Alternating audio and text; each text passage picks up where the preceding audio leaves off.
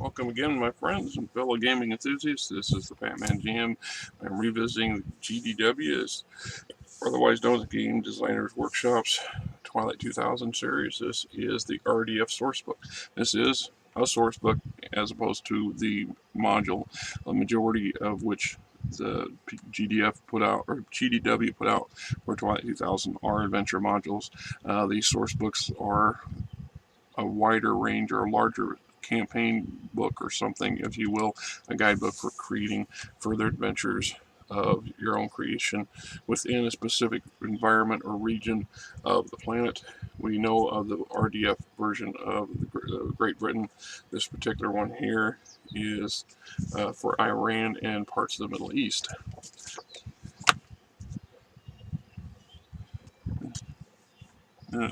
Basically, we'll tell you this.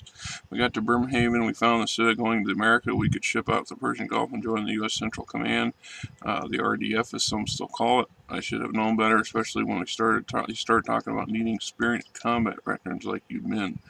The RDF Sourcebook, different from other Twilight 2000 publications, not a venture in itself, but instead sets the stage for a series of adventure modules. The RDF Sourcebook contains a map of southern Iran, character generation tables for Americans, British, Iranians, Iraqis, and others. The order of battle for America is including the U.S. Marines, the U.S. Navy, and the U.S. Air Force. An order of battle for the remaining forces in the area: U.S., Soviet, Iran, Iraqi, Saudi, and British, among others. Details and specifications of the Twilight 2000 terms of over 30 vehicles and weapons, including selected French, Israeli, British, German, and Brazilian equipment. Short description on major personalities, mission resolution system, allowing referees to take their players on a variety of military missions, ranging from conventional patrol and escort missions to special operations deep behind enemy lines. Designed by our friend Frank Frey. And yet another book by Mr. Frey. Kudos, sir. Kudos. Good stuff. Another point. I purchased this. It was $7. Yeah, look at that. $7. That's just crazy. This was 1986, the year after I graduated. And I know how old Batman is. Alright, so we get our basic introduction, a timeline, a yearly timeline, leading up what's going on in the Middle East in the area during that period of time, up until the game setting time of 2000, 2001.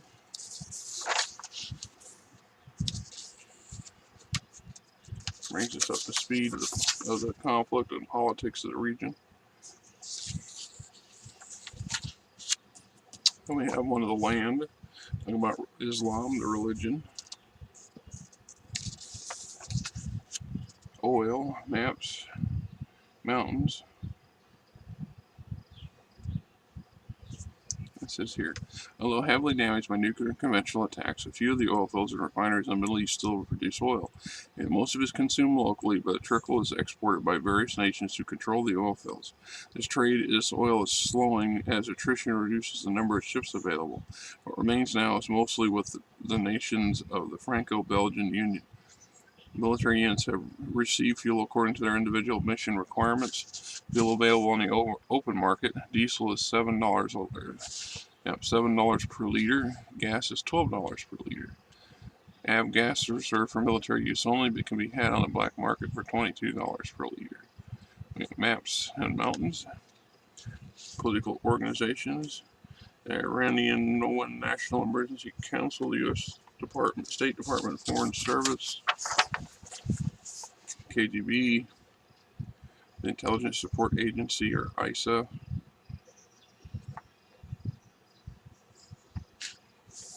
DGSE, or the Direction Grenade de la Secure Explorateur. I'm sorry, I'm butchering my French, isn't even close. This is a French military intelligence organization. The Allied Joint Intelligence Task Force is AGITF. Special note on Franco-American relations. Relations between the French government and the U.S. military government are rather cool at the moment. The French regard the West German invasion of East Germany as lunatic. When the American, Canadian, and British forced troops crossed the East German border frontier in support of the West Germans, the French were among the most vocal opponents of the move and were the first to officially withdraw from NATO and declare their neutrality. The U.S. government was disappointed that the French didn't join the attack on the Warsaw Pact, although considering what the French had suffered in the past, it was an understanding why they were less than enthusiastic about a strong and united Germany. And that's the truth. Can't blame them there. So far, though, the in our modern day, the reunited German countries are so far not turning, haven't led us to another Third World War. I don't think that's going to happen, but that's just me. Let's see, special note of Franco-Soviet relations. Military organizations, the United States Central Command, CENTCOM, Soviet Transcaucasus Front, GRU, French Rapid Action Force, or FAR, orders of battles, where they're located, what they got in them.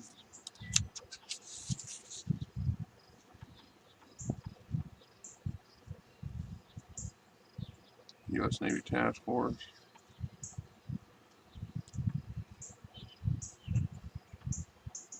France, Saudi Arabia, UK.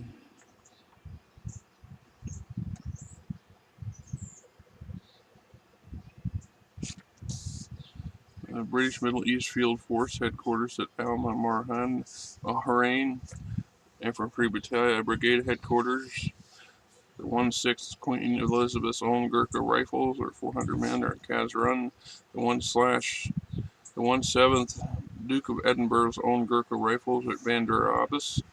The 1st King's own Scottish Borders, or 450 men, at Al Mohain, Bahrain. And the 3/the Parachute Regiment, 300 men at Bahrain.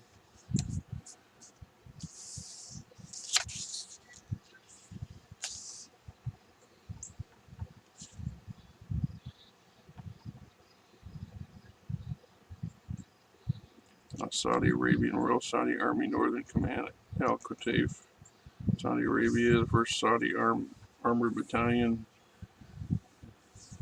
2nd Saudi Parachute Battalion, 4th Fighter Squadron, still operating close 14 tornadoes. Personality General Samuel McLean, USMC, is the current commander of CENTCOM, something of a legend among the troops of command. He was born in 1946 in Philadelphia, Pennsylvania, and enlisted in the Marine Corps when he was 18. Spent 4 years of his military career as a rifleman.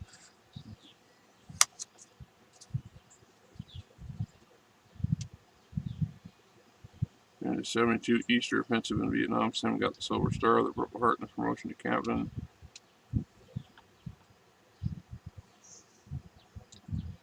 Returned to Vietnam in 1975 as a Marine Corps helicopter pilot to part in the evacuation of Saigon. Never forgot what happened there, and vowed he would never allow any troops under his command to suffer such a disaster.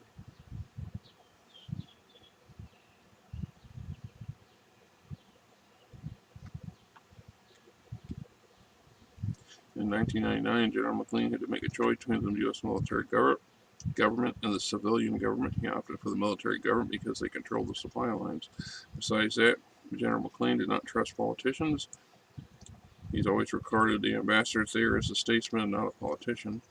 General McLean stressed his troops that they must remain united no matter what was going on back home.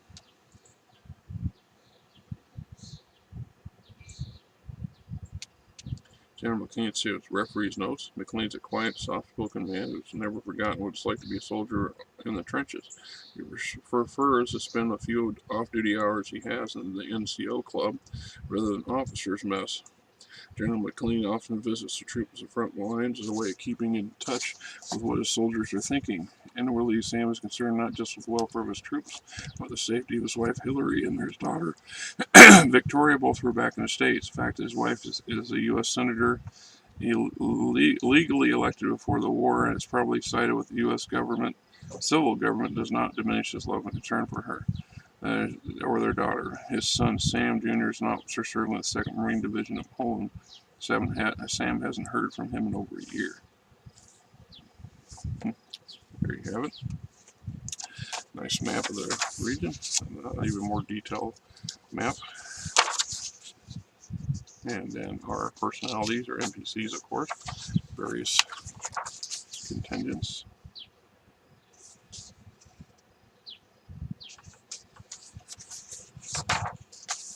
Campaign guide, how we get there, primary groups, acts of various missions that are potentially available, resolving the missions, character generation, this section on creating specific characters that are background from the Marines, the Navy, or the Air Force, other nationalities, Iran's People Army,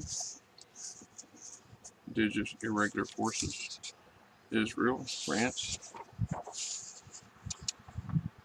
Well, it makes this a nice workbook to have if you had access to this before.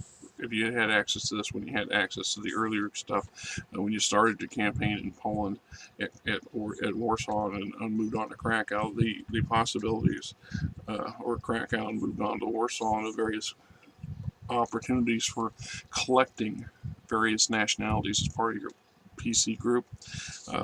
Having somebody who wanted to be from the French military or from one of these other southern governments in the Middle East or something, having the basic stats here for creating one from that particular organization would be nice to have, just as a source material. Additions to the equipment list, various military weapons, combat vehicles, mostly stuff that's not U.S., American, British, or Soviet. The MX-40, a French-built track-made battle tank. The Ram Mark V, an Israeli-built recon vehicle. These are examples. And there you go. The RDF Sourcebook for the Middle East, at least the main part of it.